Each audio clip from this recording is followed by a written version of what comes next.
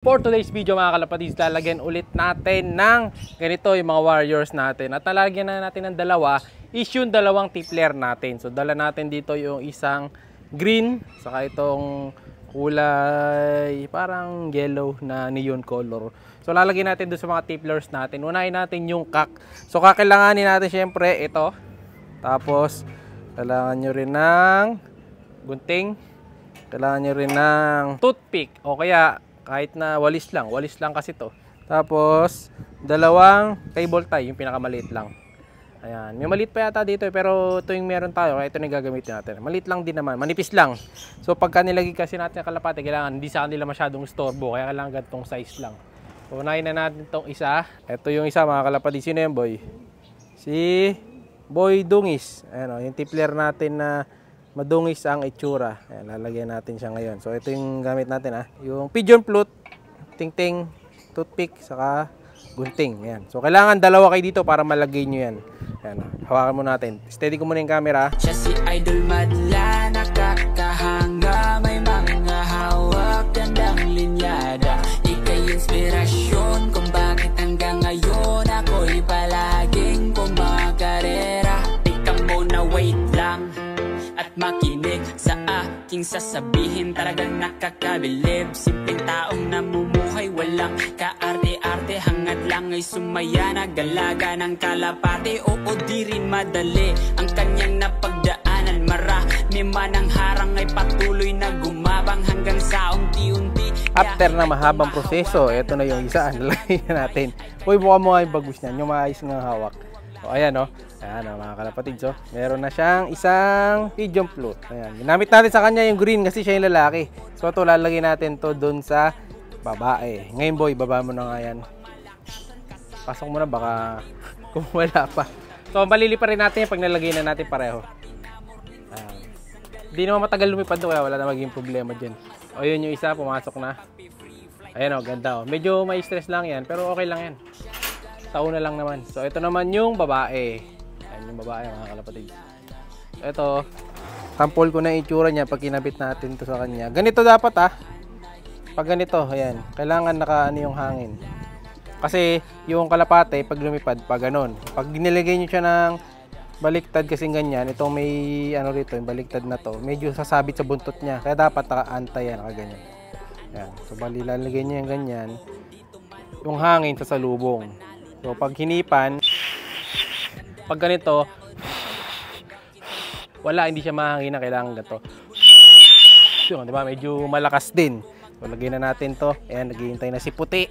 Let's go. Salihan, ibon mo ay kakasa, ibang klase talaga, idulo ng karamihan. Sa pagiging tunay mo, yan aking hinahangaan, mapagmahal sa ibon at matulungin sa kapwa, mabait. Yun, eto na oh, poging-pogi na isa natin tipler. Eto na yung babae. Ayan, nilagyan na rin natin ng tawag dito, pigeon flute. So, ayan, naka, ano na yung bago siya, nakadala. Pogi na mga kalap. Ay, ganda na. Babae ito eh.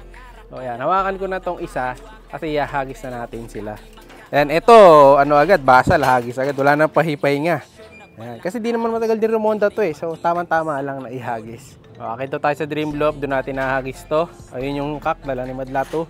Kasi pag dito natin i-init siya, babalik lang agad eh. Pero pag sa taas, lilipad talaga sila. Ayan, susubukan natin. Ayan, ngayon, trumpeters na yung mga tipler natin. First time din natin susubukan to. Ito, medyo malikot lumipad kaysa sa mga kalapate. Yung kalapate, permis lang ito. Tumatambling-tumbling sa area. Sulit dito to. Sakit na tayo. Let's go! Yan, medyo mahangin pa mga kalapatids. Dinig nyo naman siguro sa boses natin. Mahangin. So, ito na yung dalawa nating ibon. Wala sila. Subukan natin to ngayon kung tutunog o hindi. So, hagis na natin boy. Ito yung kak. 1, 2, 3. Let's go! Ayun na. Tinangay na ng hangin. Lipad, doy! Ayun na. Talang tunog. Hindi tumutunog mga kalapatids. Ba't ganun? Ha? Ay, lumayas na tayo dalaw. Layo nung narating ah. Matalang tunog no? Palyado yata yung sipol natin ah. Yan na sila oh. Pabalik na. Pero walang tunog. Oh. Talang tunog. Ba't hindi tumutunog mga kalapatid yung pigeon flute? Ayan, meron na, mahina. Tinatangay sila mga kalapatid sa ano. Woo! Tinatangay eh. Hindi makalanding eh, no? Hirap na hirap oh. Oh, lipad lang. Tanogin nyo naman. Nakaano yung hangin siguro, nakalaban no? Nakaano? Nakaayon. Ayun sila oh. Oh, di ba? Humihinto sa air ito eh. O dahil mabagal sila lumipad, boy. Oh, hindi tinatamaan ng pito. Ayun oh, meron mahina eh. Oh.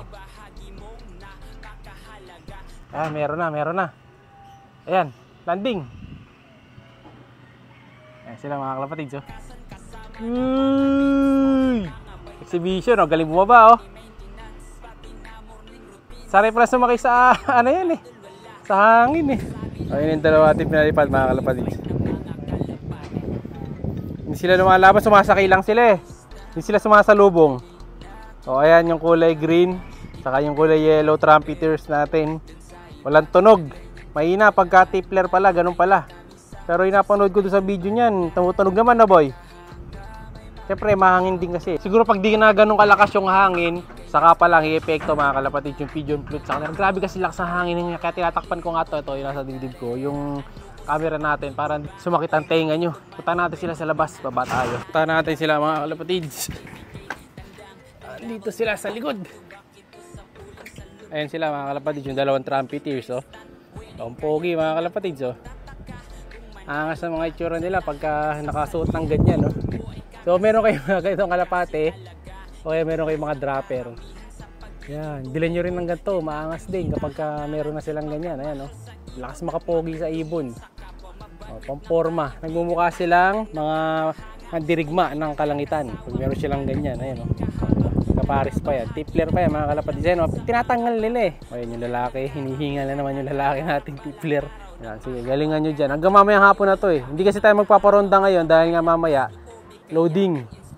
Ano, alalay lang tayo muna sa palipad para hindi sila ma-stress din. Dahil galing sila sa smash nung nakaraang araw. Ayun, yung bayo. Pag nalipad ay lakad ng lakad oh. Nakapupunta. Mas maganda tong babae, no? Monetoy lang ang itsura. Yung kak kasi mukhang kakaiba itsura eh, oh, dahil yung mata niya iba kulay, nanlilisig yung mata eh. So, English flying tippler yan sa mga nagchat-chat sa akin. English flying tipplers. So kung meron kayo, baka meron kayo, bigyan nyo na lang ako ng mga patatagal lumipad talaga. Siya'y kalapatistang napakagaling na kinakilala.